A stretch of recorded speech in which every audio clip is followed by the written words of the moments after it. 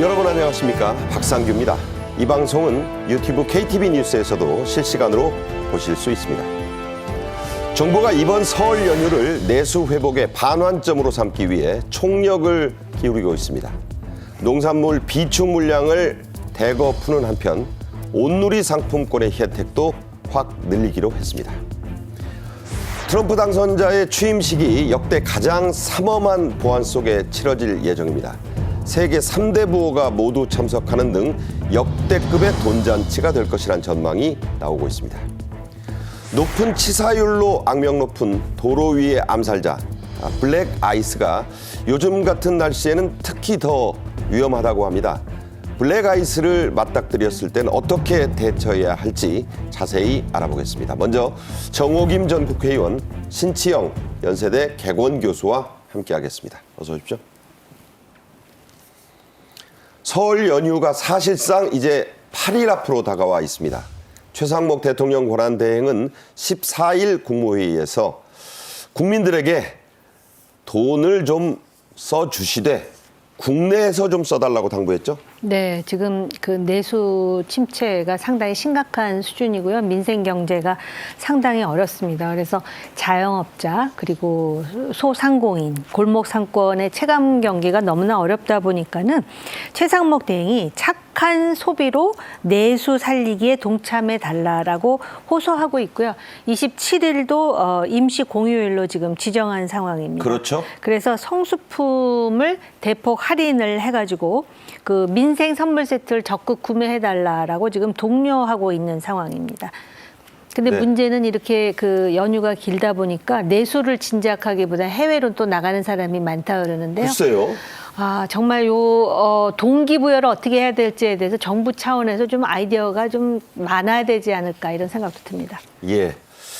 설 명절 장바구니를 채우기도 만만치가 않습니다. 지금 설 차례상 비용 작년보다 7%포인트 이상 올랐다고요? 네, 그렇습니다. 한국물가협회라는 단체가 매년 이제 이 추석이나 설에 이 차례상 비용을 조사를 해서 발표를 합니다. 전국의 한 23개 도시의 실제 물가를 조사를 해서 발표를 하는데 지금 올해 설 같은 경우에 4인 가족 기준으로 지금 차례상 비용이 27만 4,940원. 네. 이니까 작년 설에 비해서는 17,000원 정도가 오른 것이고요. 7.3%포인트. 그렇습니다. 7.3% 정도 오른 것이고 전반적인 물가를 보면 시금치나 무 같은 채소류는 좀 가격이 안정이 돼 있고요. 근데 좀 값이 비싼 고기와 과일의 값이 많이 올라서 전반적으로 차례상 차리는 값이 올랐습니다. 특히 이제 사과나 배 같은 경우에 작년 봄에 서리 때문에 작황이 꽤 안 좋았습니다. 네. 그래서 상당히 이 물량이 줄어들어서 가격이 많이 오른 측면이 있거든요. 그리고 지금 물가협회 조사에 따르면은 특히 최근에 이런 그 기후로 인한 기후 인플레이션의 영향이 상당히 많이 받고 있어서 농산물의 값이 오르는 그런 현상이 나타나고 있는데 특히 과일 같은 경우에는 그 착색이 잘 되고 굵은 크기가 좋은 이런 과일 같은 그런 이 작황이 특히 안 좋아서 그러니까 상등품에 그렇죠. 상등품 값은 특히 값이 많이 오르는 이런 그 등급 간의 이런 차별 현상도 나타나고 있다고 합니다. 네. 그래서 정부가 내놓은 설맞이 대책들이 여러 개가 있습니다. 그중에서 가장 눈에 띄는 게 이 온누리 상품권에 대한 파격적인 할인이죠. 네, 1월 10일부터 2월 10일까지 온누리 상품권 빅4 이벤트를 실시를 하는데요. 일단 이제 전통시장 같은 데서 제수용품을 구매하잖아요.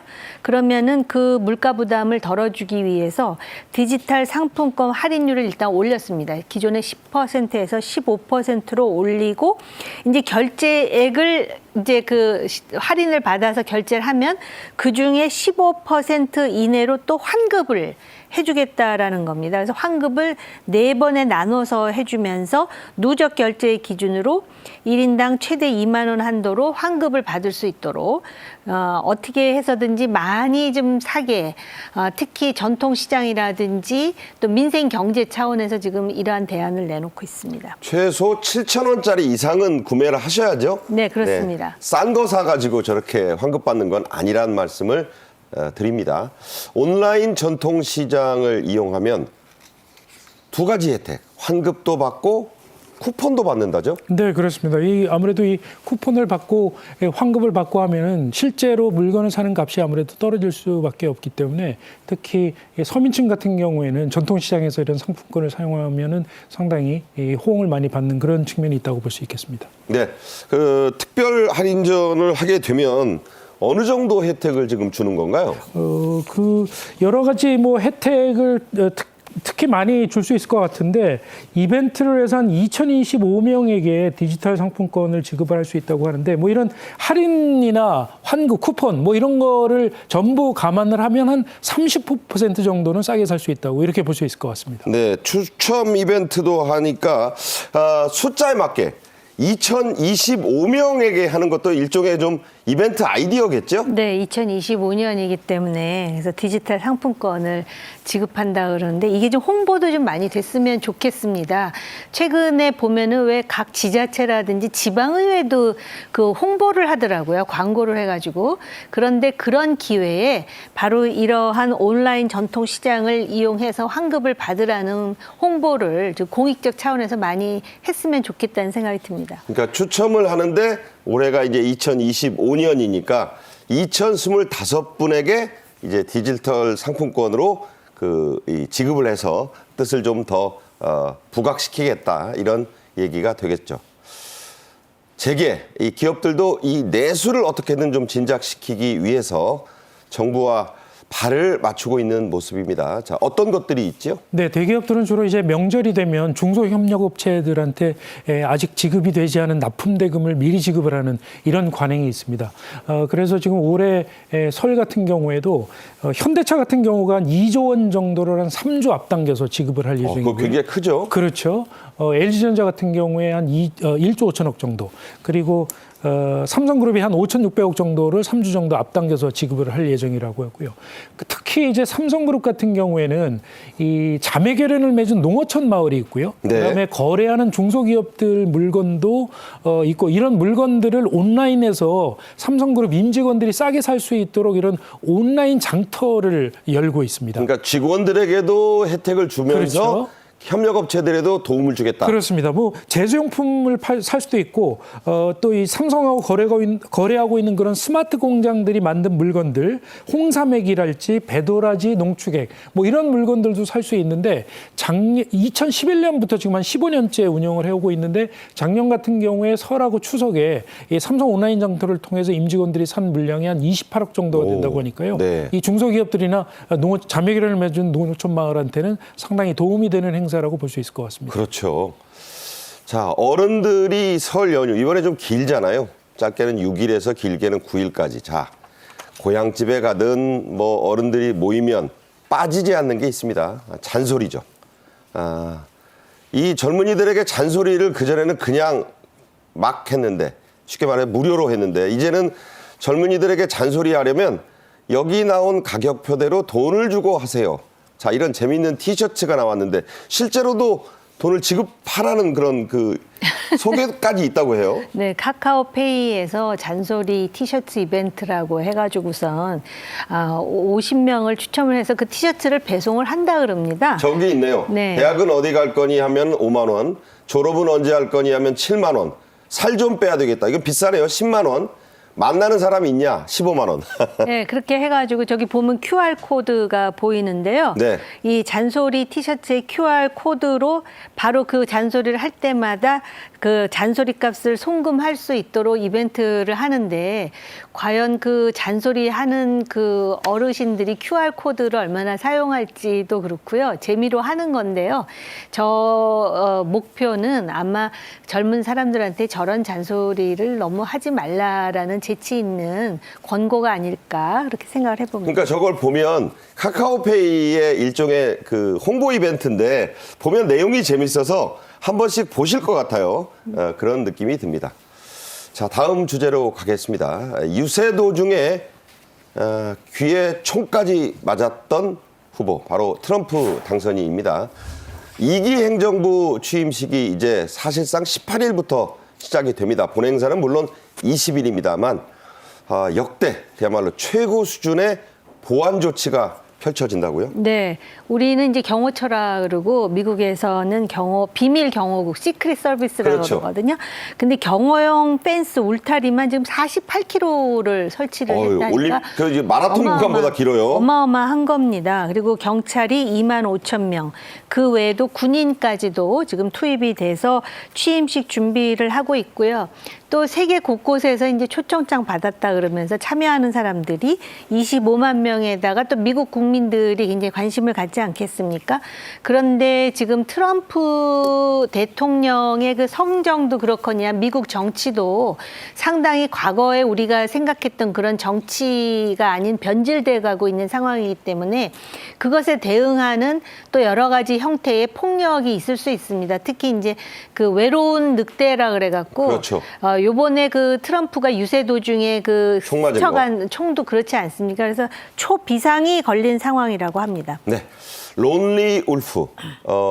멀쩡한 젊은인데 갑자기 총기가 나올 수 있어요. 과거에는 조립식 총기까지 있었지 않습니까? 아무것도 아닌데 즉석에서 맞출 수 있는 총기. 이게 영화 얘기만은 아니기 때문에 총 맞아본 사람이 그 위험을 알더라고 지금 엄청나게 경비를 물샐 틈 없이 하고 있습니다. 트럼프 취임식 행사는 말씀드린 대로 20일인데 그날 하루로 끝나는 게 아닙니다. 나흘짜리입니다. 첫째 날 어떤 일정이 있죠? 네, 그렇습니다. 그러니까 20일 취임식이 있기 이틀 전부터 행사가 시작이 되는 건데요. 나흘 동안 시작이 되는데 보통 전통적으로 미국 대통령의 취임식 행사는 3일 동안 진행이 됩니다. 그러니까 이번 첫날 행사는 좀 프라이빗한 그런 사전 행사의 개념으로 볼 수 있을 것 같은데요. 이번 그 18일 날에 열리는 행사는 트럼프 대통령이 미국 전역에 지금 12개의 골프장을 가지고 있거든요. 그렇죠. 그중에 하나가 워싱턴 DC 근처에 내셔널 골프 클럽이 하나가 유명한 있습니다. 데죠. 그렇습니다. 이 골프 클럽에서 18일 날 저녁에 오후에 행사가 시작될 예정인데 불꽃놀이를 먼저 시작을 한다고 하고요. 여기에 이제 핵심 지지자하고 측근들 그다음에 내각 지명된 사람들 한 500명 정도가 모인다고 하는데 이날 행사에서 공식적인 리셉션이 열릴 예정이고 그리고 이제 벤스 부통령 당선인이 만찬을 주재할 예정인데 이 모든 행사에 트럼프 대통령이 참석하는 것으로서 취임식 공식 행사를 시작한다고 합니다. 음식으로 말하면 이제 에피타이저가 그날 나오는 거예요. 그렇겠죠. 그렇죠. 네. 자, 두 번째 날 19일도 중요 일정이 잡혀 있습니다. 약간 좀 엄숙해지는 행사가 나오네요. 네, 우선 알링턴 국립묘지를 방문을 하고요. 무명용사의 묘에 이제 헌화, 참배를 합니다. 그리고 나서 워싱턴 DC의 실내 경기장에서 당선 축하연을 벌인다 그래요. 거기가 어디냐면 캐피털 원 아리나라고 해가지고선 프로농구 워싱턴 위저스 그리고 프로 아이스하키 워싱턴 캐피털스의 홈 구장인데 한 2만 명이 들어갈 수 있다. 평소에는 농구 아니면 아이스하키 하는데요. 거기를 이제 그 오픈해가지고선 지지자들 2만 명을 모아서 이제 연회를 벌이는데 미국의 그 유명한 밴드죠. 빌리지 피플. 그러니까 딱 자기가 좋아할 만한 그 70년대에 YMCA. 예, 그렇죠. 그래가지고 청중하고 아마 이제 그 연회를 열 계획인 것 같습니다. 대선 유세 도중에도 빌리지 피플 노래 맞춰서 30분 이상 춤추고 한 게 트럼프 당선인 아니겠습니까? 트럼프의 그 연령대를 우리가 확인할 수 있는데 우리나라 정치하고 다른 게 우리나라는 계속 젊은 정치를 선호하는데 이렇게 노익장을 과시하면서 지금 부와 권력을 거머쥔 미국의 대통령이 향후 미국의 국내 정치나 대외 정책을 어떻게 펼지 모두가 촉각을 지금 곤두세우고 있는 상황이죠. 네, 빌리지 피플도요. 나이가 아주 많은 거의 할아버지 그룹입니다. 자, 드디어 20일 본 취임식이 열리죠. 이 대대로 미국 대통령들이 해온 전통 행사들이 펼쳐지죠, 이날은? 그렇습니다. 그래서 세인트 존스 성공회에서 교회 예배를 보는 것으로 이제 행사가 시작이 되고요. 그다음에 이제 나가는 바이든 대통령과 차담회를 한 다음에 의사당으로 가서 대통령 선서 그다음에 취임 연설을 하고요. 그리고 나서 상하원 의원 오찬, 그리고 군대 사열하고 백악관까지 행진하는, 그리고 이제 저녁에는 각 주요 행사로서 무도회가 열리는데, 무도회가 한 번만 열리는 게 아니라 주요 장소에서 이제 무도회가 열리면 대통령 부부가 거기를 다니면서 다 순회하는 거죠? 그렇습니다. 네. 그리고 이제 댄스도 할 수도 있고 네. 안 할 수도 있고. 그 자리에서 흥이 나면 또 부부가 댄스를 하기도 하고 그러는데, 부부 관계가 그렇게 썩. 일기 때는 멜라니아 여사와 트럼프 대통령이 아주 웃는 얼굴로 이게 댄스를 했는데, 과연 지금 말씀하신 대로 그 부부 합동 댄스가 몇 번이나 있을지, 표정들이 어떨지, 이것들이 지금 취재진들의 관심사의 하나죠. 그렇습니다. 그리고 지금 백악관에 들어가느니 마느니 지금 그 멜라니아. 아예? 네, 그런 얘기도 나오는. 그러니까 영부인이 안 들어간다는 소리도 있어요. 네, 그렇습니다. 참 희한한 강대국의 그런 모습입니다. 트럼프 당선인이 백악관 집무실에서, 이제 그때는 대통령이 돼 있겠죠. 행정명령을 이제 내리고 거기에 서명을 하면서 공식 집무가 이제 시작이 됩니다. 그날 뭐 엄청나게 많은 행정명령을 발할 것이다. 그야말로 퍼레이드가 예상된다. 이런 얘기도 있는데, 자, 그게 또 관심사고. 그리고 무도회도 지금 말씀드린 대로 큰 지금 전통 행사 하나 아니겠습니까? 예, 지금 무도회 말씀하셨는데, 이 무도회가 미국에서는 1809년부터 시작된 미국 대통령 취임식의 가장 중요한 공식 행사 중에 하나입니다. 그러니까 워싱턴 때는 없었네요. 그렇죠. 무도회가. 네. 그래서 하루에 3가지의 무도회가 열립니다. 그러니까 워싱턴에 월터 E 워싱턴 컨벤션 센터라고 해서 국가적인 중요한 행사가 열리는 이런 컨벤션 센터가 있는데, 여기에서 프리덤볼이라는 무도회와 리버티볼이라는 무도회가 동시에 열립니다. 그러니까 자유무도회, 그다음에 또 하나는 뭐 둘 다 자유죠, 뭐. 네, 그렇죠. 네, 둘 다 자유죠. 둘 다 자유네요. 네, 그리고 그 인근에 있는 내셔널 빌딩 박물관이라는 곳에서 또 다른 3번째 무도회가 열리는데, 아까 말씀하신 대로 대통령 당선인 이 3가지 무도회를 돌아다니면서 이제 행사에 각 참석을 하게 되는데, 지난 일기 때 말씀하셨던 것처럼 멜라니아 여사와 함께 이 3가지 무도회를 전부 참석을 해서 마이웨이라고 하는 그 미국의 팝송, 프랭크 시나트라. 그렇죠. 프랭크 네. 시나트라의 팝송에 맞춰서 춤을 추면서 상당히 화제가 되곤 했었죠. 이번에도 이 3가지 무도회를 전부 돌아다니면서 춤도 추고 아마 연설도 하고 이럴 것으로 예상이 되는데, 이 재밌는 것은 이 무도회에 아무나 참석할 수 있는 게 아니고 유료 티켓을 사서 들어가야 됩니다. 티켓가 비싸요. 싼 것은 50불짜리도 있고요. 뭐 수백 불 정도짜리도 있는데, 보통 지금 $10,000 이상을 기부한 사람들. 1,500만 원 정도 내야 된다. 그렇죠. 그런 사람들이 VIP 좌석에 앉을 수가 있는데, 그 VIP 티켓도 지금 매진이 됐다고 합니다. 네, 정말 대단해요. 제가 리버티도 자유고 프리덤도 자유다. 그래서 잠깐 이 2가지 의미가 조금 영어로는 의미가 좀 다르죠. 네. 네. 여기서 또 다음 행사 한번 보겠습니다. 취임식이 보이는 자리. 그러니까 이제 가까이에서 볼 수 있는 자리가 있고, 정말 멀리 망원경으로나 볼 수 있는 자리까지 아주 다양합니다. 취임식이 생생히 보이는 자리가 이른바 VIP 상석인데, 어딘가요? 아까 의사당 말씀을 드렸잖아요. 지금 그림이 나오는지 모르겠는데, 중앙 좌석이 있고요. 미국의 주요 정치인을 자, 바로 포함해서 저렇게 이제 CG로 저희가 무대 보여드립니다. 중앙이 네. 있고요. 그다음에 이제 VIP석은 조금 옆에 있습니다. 그러나 많은 돈을 기부한 사람 중심으로 해가지고 VIP 티켓을 받게 되겠죠. 저 맨 앞줄이 그 100만 네. 달러짜리들이라고 해요. 그리고도 초청된 좌석 중에 티켓을 소지한 좌석이 있고요. 티켓을 소지한 입석이 있어요. 네. 그래서 사실은 초청장이 굉장히 많이 이제 배포가 되거든요. 그래서 우리나라에서도 왜 정치인들 중에 초청장 받았다 그러잖아요.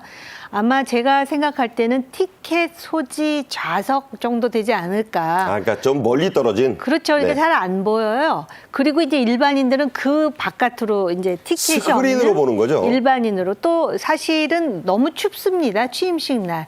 그래서 어떻게 보면 호텔에 앉아서 스크린으로 보는 게 더 잘 보일 수도 있는 그런 상황이죠. 집에서 자기 집 TV로 보는 게 사실 네. 생생한 표정까지 다 볼 수 있죠. 그렇습니다.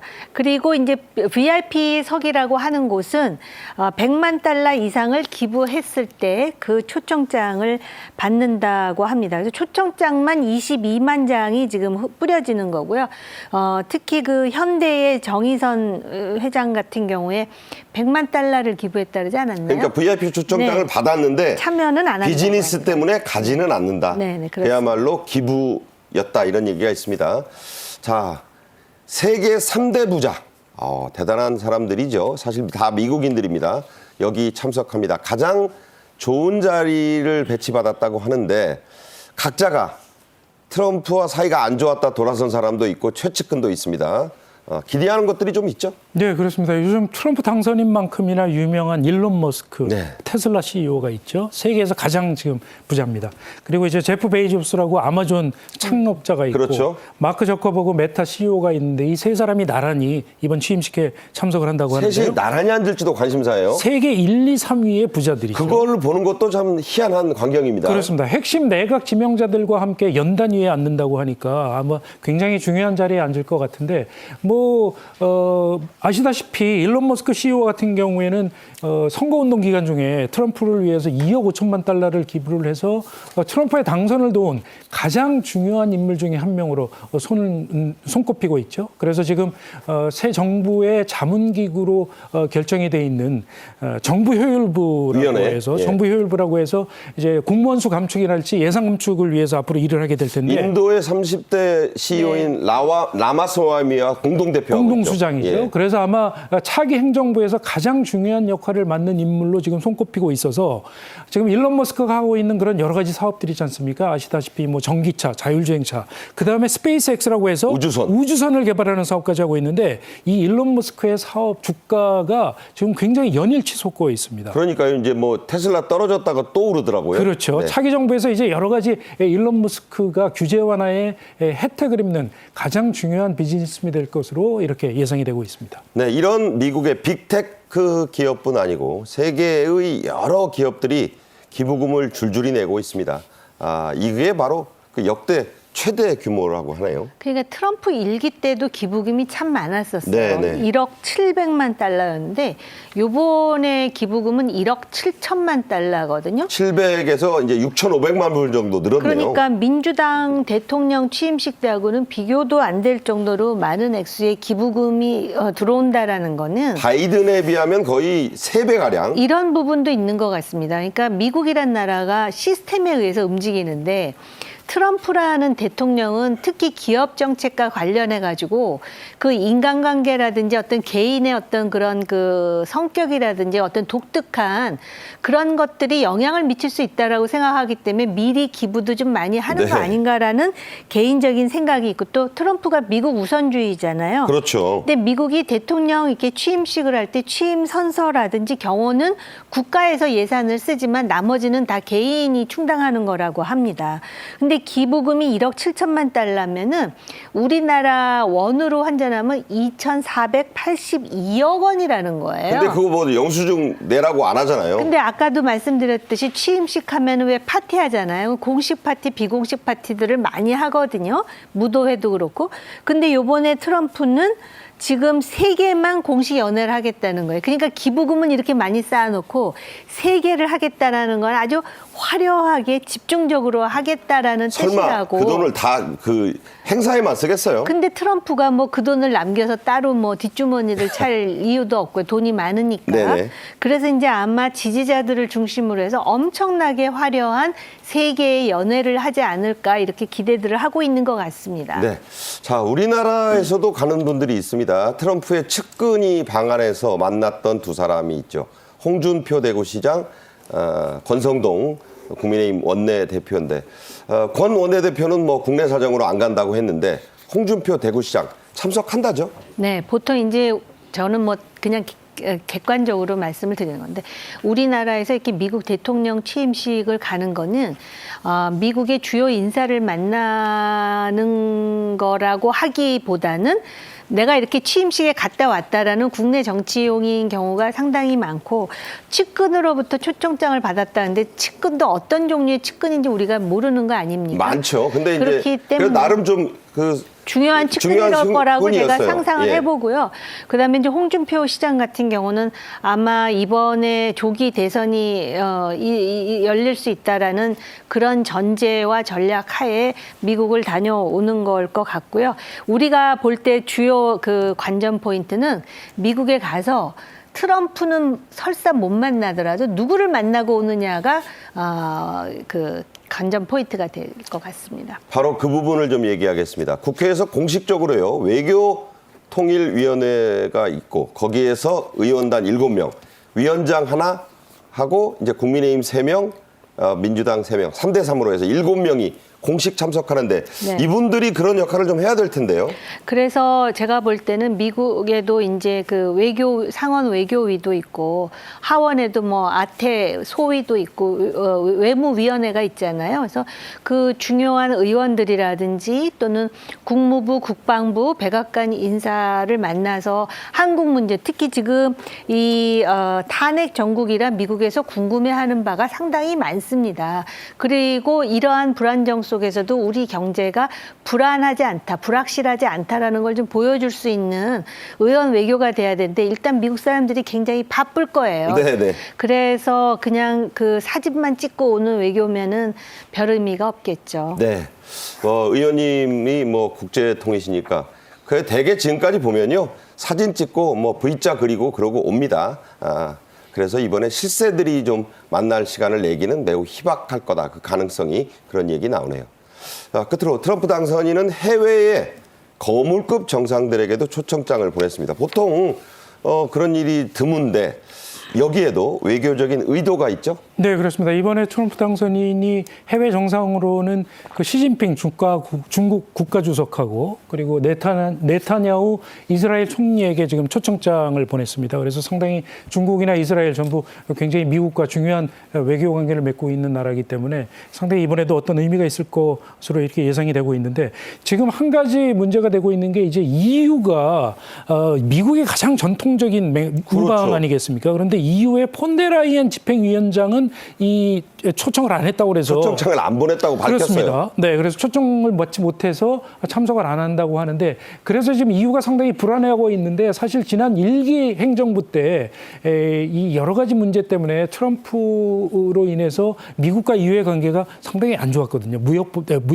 그렇죠. 무역 적자 문제도 그렇고 방위비 문제도 그렇고 그래서 이번에도 트럼프 당선인이 당선이 되고 나서 만약에 EU가 방위비를 늘리지 않으면 나토에 탈퇴할 수도 있다는 뭐 이런 뜻까지 내비쳐서 네. 지금 EU로서는 상당히 지금 불안해하고 있는 상황인데 이번에 초청장을 보낸 이런 의미가 앞으로 어떻게 안보와 연결이 될지 좀 지켜봐야 될 것 같습니다. 네, 집행위원장이라면 EU의 대통령 격인데 초청장을 안 보냈다고 공식적으로 밝혀서 그런 일도 참 드문 사례로 기록이 됐습니다. 정호김 전 국회의원과는 여기서 인사드리겠습니다. 고맙습니다. 겨울 교통사고의 주범 중에 하나로 블랙 아이스가 꼽힙니다. 며칠 전에 경기도 고양과 문산에서 아주 40대 이상의 차량이 피해가 났고 고양에서는 차량 105대의 추돌 사고가 났습니다. 그 원인이 바로 블랙 아이스라고 하는데요. 먼저 영상 보겠습니다. 피하다가 미끄러지면서 흰 눈보다 더 위험한 게 검은 얼음, 블랙 아이스.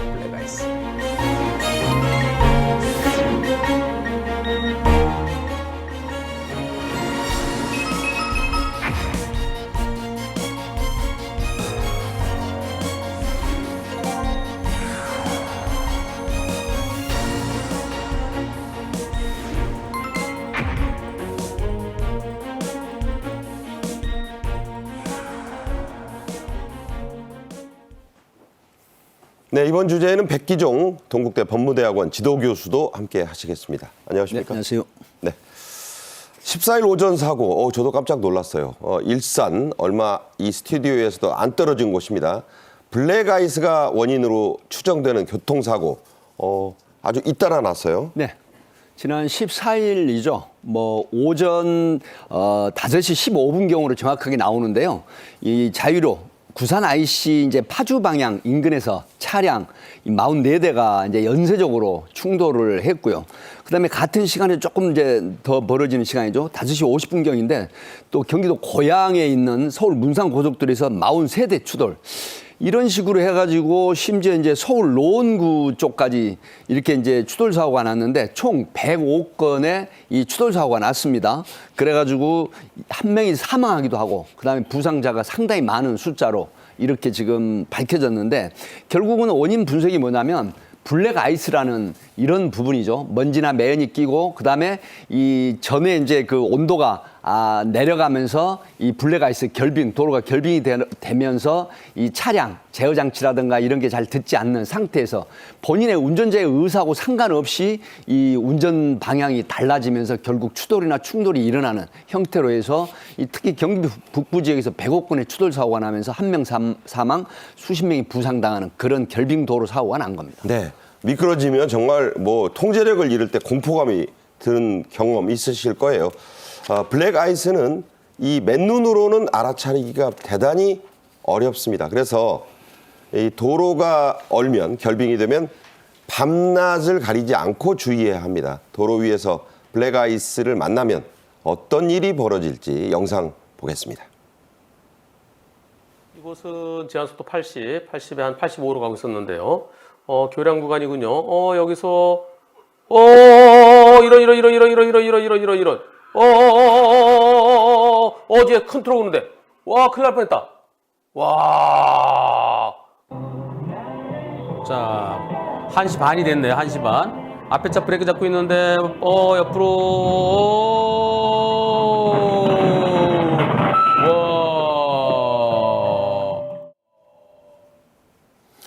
자, 저게 실제 블랙박스가 찍은 거니까 얼마나 저때 공포스럽겠어요. 내 마음대로 차가 안 가고 막 돌면 방향을 잃고. 자, 그래서 블랙아이스, 도로 위의 암살자, 이런 섬뜩한 별명까지 있어요. 네, 그렇습니다. 저 블랙 아이스가 왜 생기는가 하면은 한 영상 2도나 3도 정도의 비가 눈이 내렸다가 이 도로 위에서 녹게 되죠. 그 녹은 다음에 아스팔트에 스며들었다가 새벽에 기온이 영하로 떨어지면 살얼음이 얼으면서 그렇죠. 이러면서 이 도로 표면이 미끄러지게 되는 거거든요. 근데 이 얼음이 얼면서 먼지랄지 매연이랄지 이런 게 섞이면서 검은색으로 얼게 됩니다. 그래서 블랙 아이스라고 하고 네. 이게 아스팔트 색깔이 검으니까 비슷해요. 예, 색깔을 구분할 수가 없거든요. 그래서 이 도로에 구별을 할 수가 없습니다. 블랙 아이스를. 그래서 사람이 운전자가 모르는 사이에 만나게 돼서 사고를 당하게 되니까 도로의 암살자라고 이렇게 불리게 되는 거고, 이 일단 사고가 나게 되면은 조금 전에 화면에서 보셨던 것처럼 사고가 굉장히 크게 나고 미끄러진 사고가 연쇄 추돌 사고가 나서 사망자나 부상자가 꽤 많이 나오는 사고이기 때문에 각별히 주의를 요하는 그런 사고라고 할 수 있을 것 같습니다. 네. 영상 2, 3도 때가 특히 위험하다고 지금 말씀합니다. 블랙 아이스를 특별히 조심해야 되는 지점, 그 구간이 있다고 하는데 어떤 거죠? 네, 사실 굉장히 필요한 질문을 하셨는데요. 사실 그 결빙이나 이제 블랙 아이스라는 부분은 햇빛이 잘 들지 않는. 그래서 우리가 보통 겨울에 터널을 들어가자마자 미끄러지는 경우가 있어요. 경계 지점에. 네. 이런 경우죠. 그래서 그늘진 도로라든가. 그다음에 고가 위 아래도 굉장히 중요합니다. 아래도 그늘이잖아요. 그렇습니다. 왜 그러냐면 뭐 그 지열이 이제 어느 정도 올라오면서 녹아버리는 이런 형태가 되는데 그게 안 되거든요. 또 하나는 이제 해안도로 같은데 해안도로 같은 경우에는 이제 바다하고 접해 있는 상태에서 이 쉽게 녹지 않는 이런 부분들이죠. 지금 이제 여러 가지가 있는데 특히 그 결빙 블랙 아이스 관련해서 가장 이제 조심해야 될 부분이 우리가 있는데 생활 안전 지도 앱이라는 게 있습니다. 있죠. 네, 이런 부분들이고 소위 말하면 지능형 교통 시스템이라고 그래서 이제 인텔리전트 트랜스포트 시스템이라고 하는 ITS라는 이런 부분인데 여기에 이제 들어가서 클릭을 해가지고 보면은 이 상습 결빙 구간 같은 게 드러나거든요. 네. 그래서 통상적으로 보면은 일반 교통사고보다 결빙 도로에서 일어난 교통사고 치사율이 1.5배로 높다 하기 네. 때문에 사전에 이런 그 안전 앱을 들여다보고 조심 운전하는 게 최선의 방책이다 이렇게 봅니다. 네, 차를 안 모실 수는 없을 것이고요. 이걸 확인하고 가급적 천천히 또 타이어에 적절한 조치를 취하는 게 인명뿐만 아니라 엄청난 재산 피해를 줄일 수 있는 또는 막을 수 있는 길이 됩니다.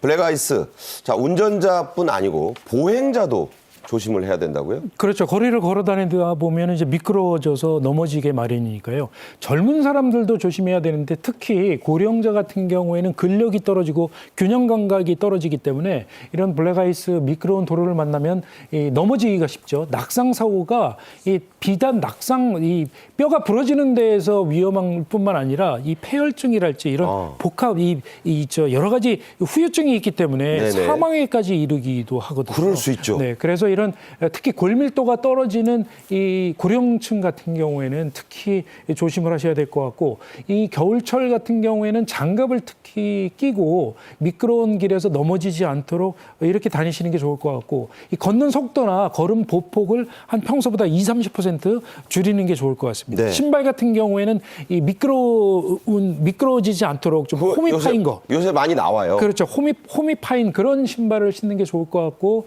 특히 나이 드신 분들은 지팡이랄지 이런 것들을 좀 기대고 다니시는 게 좋을 것 같습니다. 네, 보조기구 필요합니다.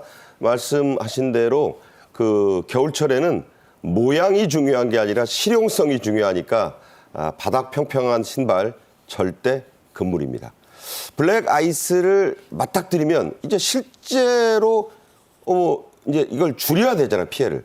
어떻게 대처해야 할까요? 이 블랙 아이스가 문제가 뭐냐면 육안으로 구별을 할 수가 없어서 이 언제 블랙 아이스를 맞닥뜨릴지 못한다는 게 문제거든요. 그러니까 이 블랙 아이스가 생길 수 있는 구간이랄지 그런 날씨에서는 가급적 차량 속도를 줄이는 게 제일 중요할 것 같고요. 그다음에 그런 특히 위험 구간 같은 경우에는 평소보다 한 절반 정도 속도로 자동차 속도를 줄이는 게 좋을 것 같습니다. 50%? 네. 그렇죠. 그리고 이제 헤드램프를 켰을 때 아스팔트가 약간 반짝이는 표시가 난다. 그러면 그거는 100% 블랙아이스로 보시면 될 것 같고 네. 미리 브레이크를 밟아서 속도를 줄이시는 게 좋을 것 같고 블랙아이스 구간에 들어가게 되면 속도를 줄일 때 한 번에 브레이크를 밟게 되면은 미끄러질 쭉 위험이 그냥 크거든요. 미끄러지죠. 그렇죠. 그렇기 때문에 여러 차례 나눠서 브레이크를 밟아서 속도를 줄이는 게 좋을 것 같습니다. 그러니까 ABS가 좀 도움이 돼요. 그렇죠. 그리고 이제 가급적 블랙아이스 구간에서는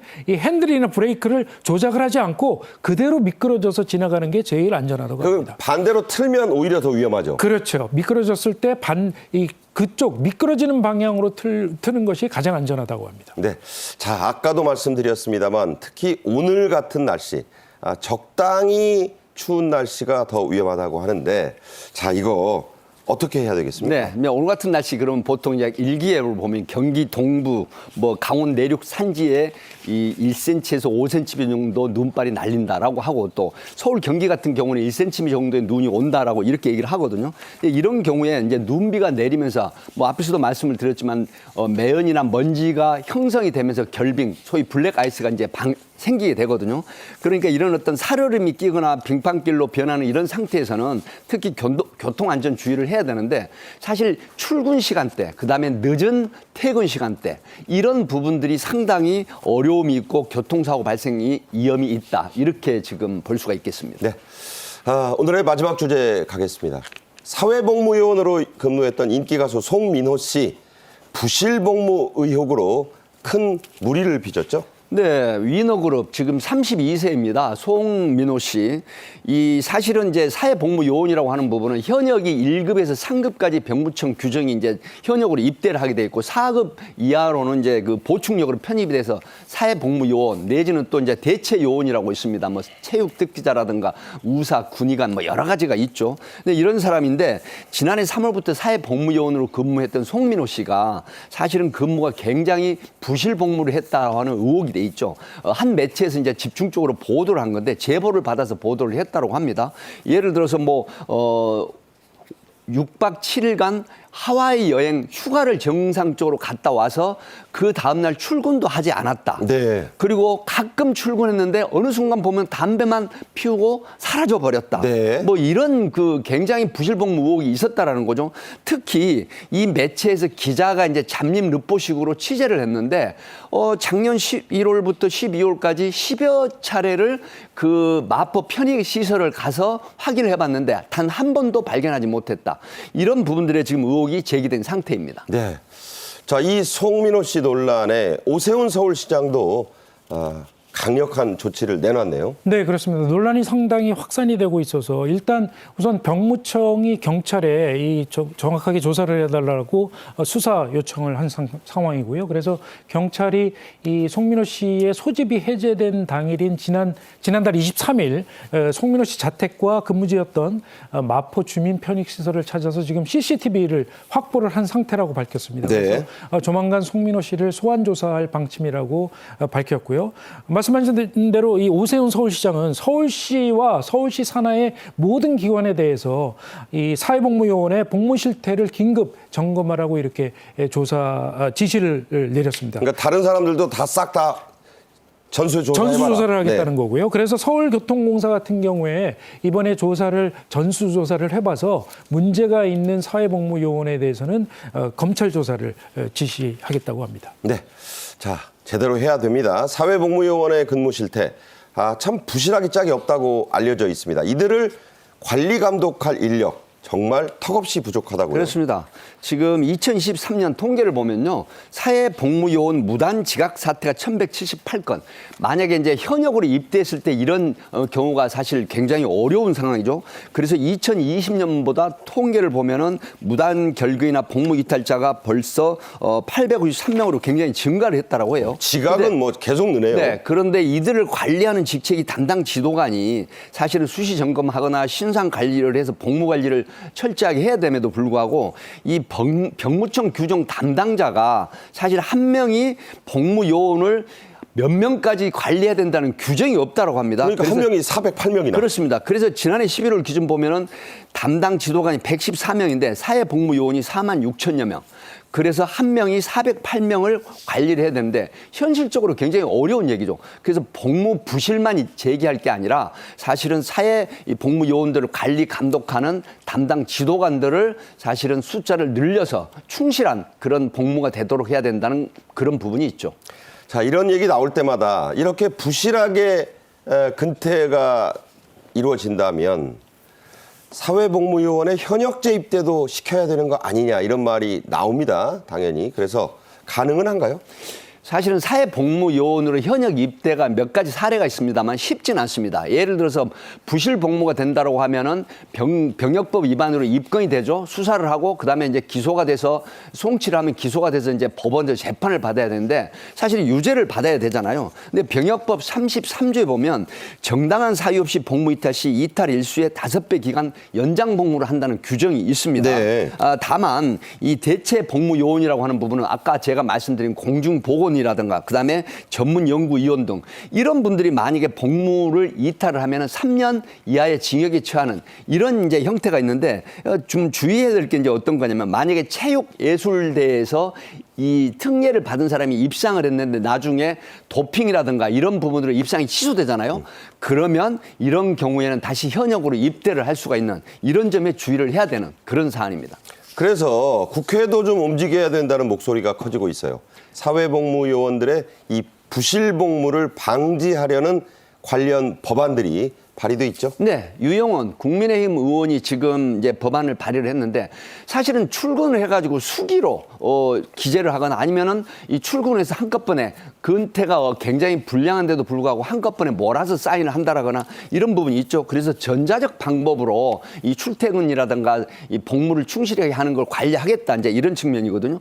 통상적으로 수기를 하거나 아니면 이제 휴가를 끝나서 뭐 복귀 신고를 하고 나서 또 굉장히 근태가 어지러움에도 불구하고 수기로 기재를 하면은 굉장히 복무 자세가 확립이 되지 않는다고 하는 측면이죠. 그렇기 때문에 전자적으로 하게 되면 매일 와서 그렇죠. 사인을 하고 그다음에 이 확인을 거쳐서 복무 규율이 제대로 잡힌다고 하는 부분인데 병무청에서는 올해 하반기부터 이 전자적 방법으로 출퇴근 복무 관리를 하는 부분인데 2026년까지 이 개발해서 정착을 하겠다 이런 방침이라고 합니다. 네.